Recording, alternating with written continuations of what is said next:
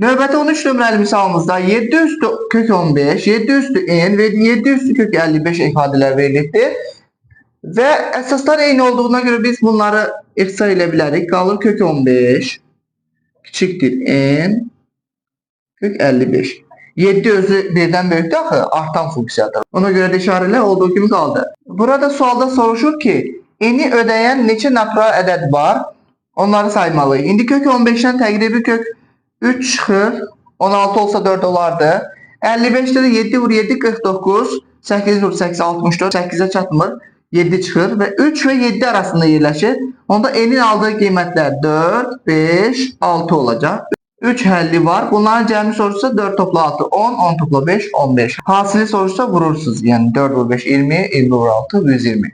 Növbəti 15 nömrəli misalımızda y bərabərdir 7 üstü sinus x ifadəsi verilibdir. Qiymətlər çoxluğunu tapın deyir. YF qiymətlər çoxluğu. Biz bilirik ki, burada sinus x verilsə də, kosinus x verilsə də, 7 üstü kosinus x də olsa belə, konkret olaraq hansı aralıqda dəyişir? YF bərabərdir sinus və kosinusun mənfi 1 və 1. Həm mənfi 1, həm də 1 qiymətlərini götürür. Mən də həmişə demişəm ki, ortada olan 0 qiymətini yazıb yoxlayın. Ola bilər ki, 0 qiymətində də cavablar uyğunlaşsın.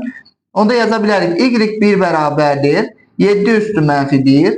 Bu da bərabərdir 1 bölünsün 7'ye. Y2 bərabərdir 7 üstü 0 bərabərdir 1'e.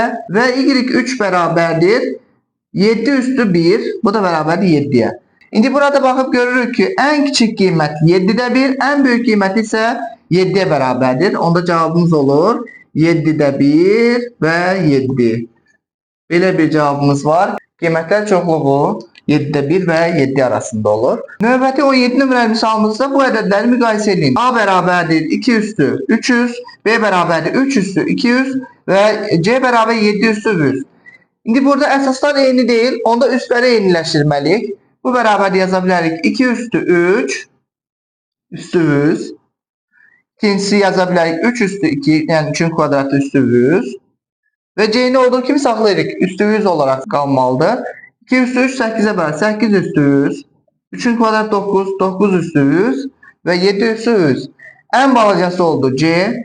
Daha sonra A. Ve sonuncusu B. Bunu tersine belə də verə bilər.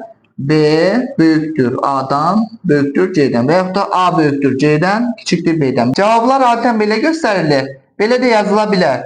Bəzən də artan sırayla düzündür. Onda C virgül A virgül B veyahut da azalan sırayla düzün deyəndə B, A, C olarak da qeyd oluna bilər.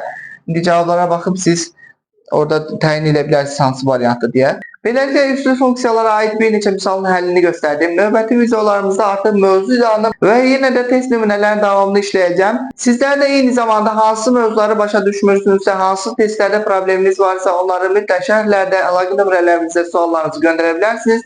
Mən də çalışacağım ki, tez bir şəkildə həmin mövzularını, videolarını çəkib hazırlayayım. Sizlər də bu videolara baxıb yararlanasınız, imtahanlarınızda daha yüksək nəticələr əldə edəsiniz. Və sonunda əlbəttə ki, bizlərə dəstək olmaq üçün, videolarımızdan anında xəbərdar olmaq üçün abunə olmamışsa, abunə olmağı, videolarımızı bəyənməyi, şərhlər yazmağı unutmayın. Növbəti videolarda görüşənədək.